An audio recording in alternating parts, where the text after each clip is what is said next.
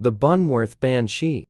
A banshee is a female spirit in Irish folklore who heralds the death of a family member, usually by screaming, wailing, shrieking, or keening. One of the most famous stories involves Reverend Charles Burnworth.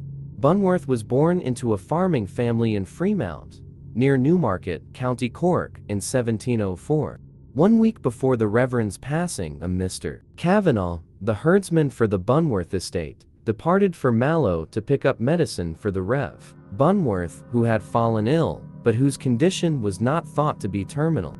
When he returned, Kavanagh seemed very agitated and, when questioned by Miss Burnworth, he was overcome with grief and burst into a flood of tears, saying, "The master, miss, he is going from us."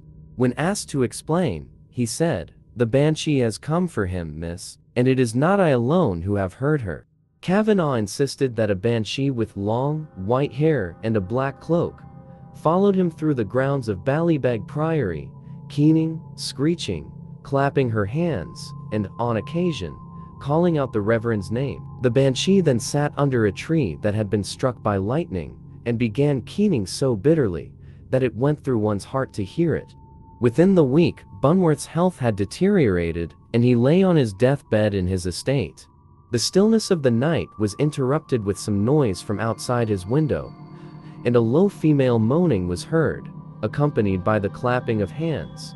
2 male guests ran outside to find the culprit. As soon as they exited the front door, they were met with complete silence, and the grounds around the house were deserted.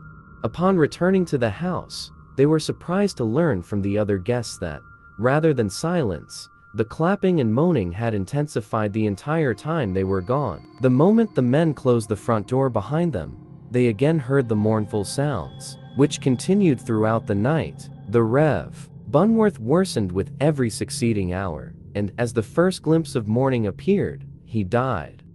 Would you fear the cry of the banshee?